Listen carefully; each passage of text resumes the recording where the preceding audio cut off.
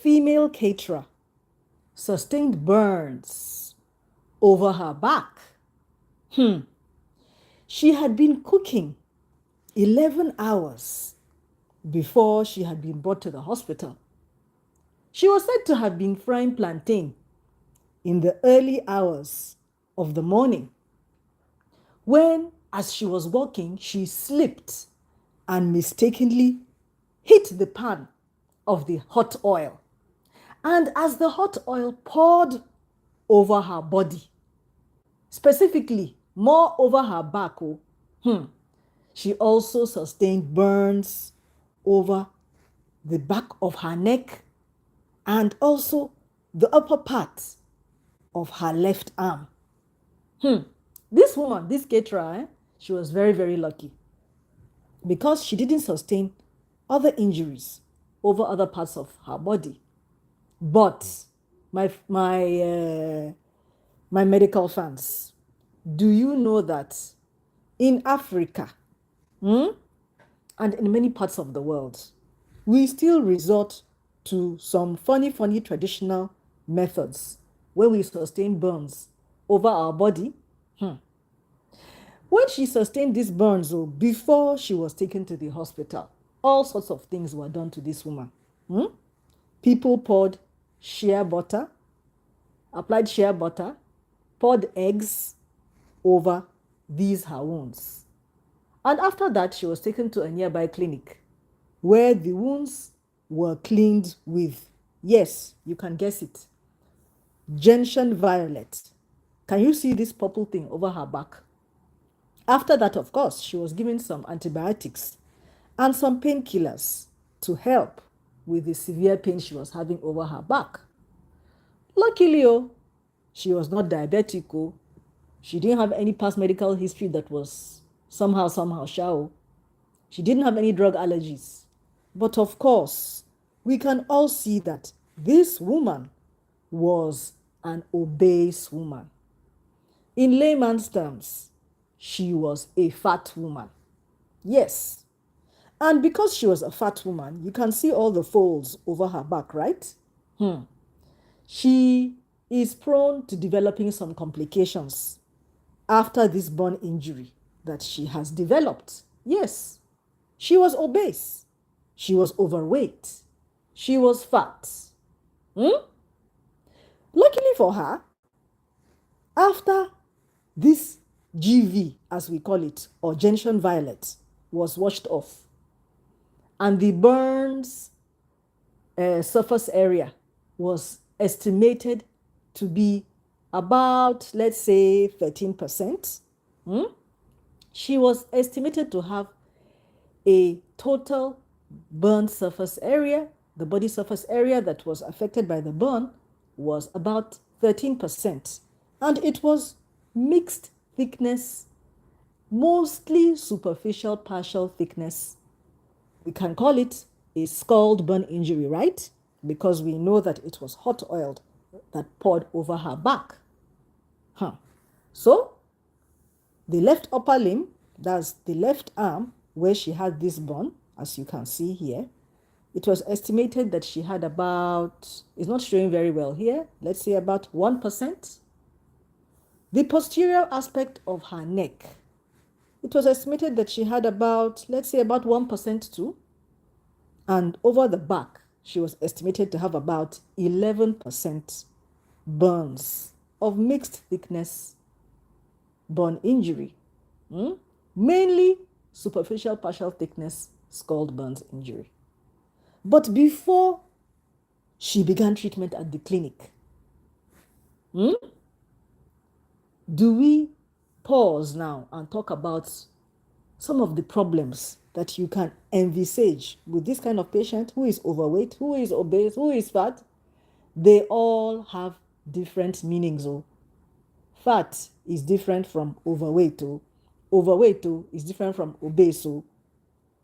Obese and overweight have their own medical terminologies, but we will not go into that. What we're going to go into is why burns on the back of individuals like this who are overweight with higher body fat levels can be more difficult to treat. Do we know why? Number one, because of this increased skin fold thickness now. You can see these skin folds. These skin folds that contain fat, they are more prone to complications like infection. Also, fat people, because they do not move around too much, they are prone to developing what we call pressure injuries. Pressure injuries are wounds that people can sustain when they sit down for too long, mainly over their buttocks. But it can occur in many other places. Now, other things that we are going to be worrying about this woman's condition, because she's fat, apart from infection, do you know that these her wounds can delay in their healing? Yes, now. First of all, you can imagine that they just poured all sorts of funny things over her wounds. They poured shea butter, they poured, egg, they poured all sorts of funny things, even flour over this wound, though. Can you imagine? Instead of just rushing this lady to the hospital if they didn't know what to do. Because there's some first aid that you can do for a burn injury. But if you don't know, just rush patient to hospital. Don't just be doing some funny things like that. That you don't know the effects will eventually be disastrous to this kind of woman. Now, this wound can become delayed in its healing because we know that fat people are more prone to infection and poor wound healing when they have wounds over their body. Because of that fat. That fat doesn't have blood supply very well. And we know that all these skin folds, sometimes if the person is even fatter than this, you might not even be able to assess how deep the burn has even affected this kind of patient. And so you can even underestimate the amount of burns this woman has had. Now, sure, you know I talked about pressure injuries. Those pressure injuries, they can further complicate this burn management, because that means you have another problem on your hands, Abby.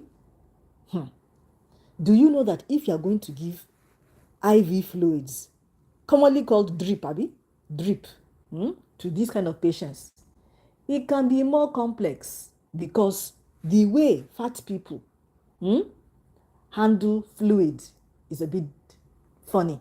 The distribution of the fluid can be a bit more complex, and it can also lead to complication. Do you know that fat people can have a higher response to severe burns, enhanced response to the burn injury? So the patient's body will now react in a very maximal way, should I say, in a more enhanced way to the burn injury, unlike if this kind of patient was not this big. So we need to treat this patient promptly. They should be rushed to the hospital. They should be evaluated. They should have their fluid on time. They should be evaluated by qualified medical professionals. Therefore, they need aggressive burn care. Abi? Yes, they do. They need more fluid resuscitation, wound management, and maybe sometimes safe. They might even require surgery, depending on how deep the wound is. Sometimes, if in a place you have a specialized burn center, patients like this with severe burns, especially when they are fat like this, they will benefit more from being managed in a more, equipped place like a specialized burn center to manage this kind of complex burn case.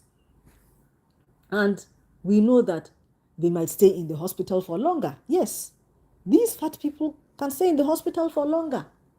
And so they might require long-term monitoring in order to prevent all those complications that I mentioned before, like pressure injury, infection, and even scars. My people, my people, my people, my people. We all know say we dey enjoy junk food, abi, but lifestyle modification in our life is a must. We must control our weight, because if we are not this big and we sustain bone injury, the likelihood of our wounds healing will most likely be better than an obese woman like this, and a fat woman like this. Yes, we know that this poor outcome in fat patients, it can make these patients stay longer in the hospital, and nobody wants that, neither her doctor nor the patient. And of course, that metabolic stress on her body, we know that it is going to be more. We told you that the response of a fat person to a burn is more than a person who is not fat. Okay? And if, let's say, they have this metabolic stress, they can now lose more weight, and then their sugar levels will just be swinging funny like that, leading to insulin resistance. Problem, left, right, and center. And so, you know that, as we said, as you're giving them this drip, this fluid, it can also affect them negatively. You have to be very, very careful. Their fluids, the water can be lost more. The good things in that drip water, electrolytes, it can be lost more through their burn wounds. And of course, that means that they can become dehydrated very, very quickly. And they will develop some electrolyte imbalance, therefore worsening the effects on the body from the burns. I know that you know that these wounds will not heal as well in this woman as unlike a patient who is not this big. Yes, sometimes it happens like that. Sometimes it happens like that. Because these problems all the problems that we mentioned before, this hypermetabolic state, this poor glucose control, can interfere with the wound healing process. And of course, that can even cause the wound to become bigger and bigger, and this patient might even require operation in the form of skin grafting. Of course, we know that being fat can lead to a weakened immune system, especially if you are overweight, obese. It can increase your susceptibility to infection. This burn wound, it can create an ideal environment for bacteria to grow on your body. And obese patients may experience a higher incidence of wound infection. How about on the heart, the cardiovascular system? How does burn on an obese patient, pan out? Because of this increased workload on your heart, because of this burn, this metabolic response that we said to this stress, which is the burn, it can be more challenging for these obese patients, especially if they already have heart problem. You can imagine, you already have heart problem, which is stress on your body, on your heart, on your system. You now come and develop burn again. Even worsening the effect. We cannot overstress the importance of glucose control in obese patients who are burnt, in order to minimize complications that these patients will develop. These obese patients, these fat patients, they may have more difficulty managing their blood sugar level because of all this insulin resistance that I mentioned before. It will require more intensive glucose management strategy. And that one means that you will need a special doctor called an endocrinologist to be monitoring this kind of patient. So, my medical people, do you want to know how to treat burns in the back area, particularly in individuals like this that are fat, obese? If this kind of person who is obese, who is big, develops a burn over her back, I beg, quickly remove this person from the heat source. And if the burn is severe, I beg, seek for medical help quickly. But do you know how to cool the burn? Run cool water or tepid water, like tap water, over the burn area for 20 minutes. I beg.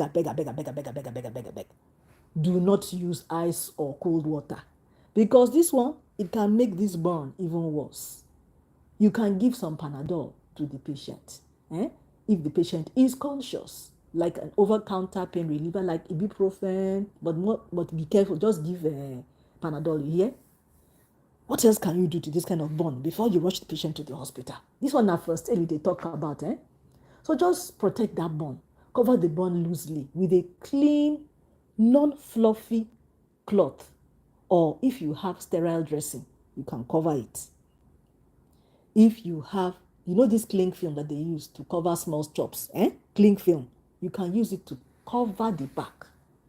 I beg, my people, seek medical attention for large or deep burns over the back. Please, remove this patient away from the heat source immediately, so that the burning process will not continue. I beg. Cool that burn. We don't already tell you.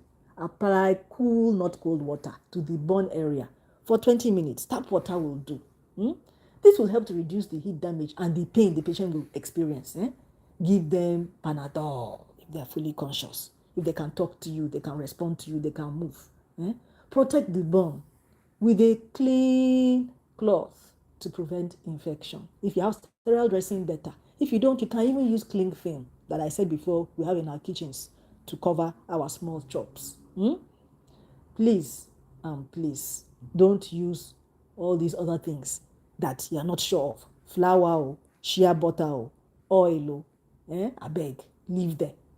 If the burns has caused blisters, that thing like that way they contain water for inside the burn, do not break them. I beg, seek medical advice. Quick. We don't already tell you, say, this woman is more at risk to developing pressure injury over areas that you are going to apply pressure on. Like this, her back. So consider adding extra padding to that area to prevent the pressure injury. I beg, bring your pillows to the hospital. I beg. Woman, man who is big, please. Do you know that moisture can collect in between all these folds and creases? That means that more bacteria can hide in all these your skin folds. So you must be clean when you're in the hospital, because skin folds can hide all these your bacteria and worsen your wound, the wound infection. We know that the back is a very difficult area to access, so it can be more difficult to treat. Encourage this patient to be clean and be hygienic. Hey, my medical people, did you enjoy how to manage burns in obese people? Layman term, fat people. If you enjoy them, I beg, click like.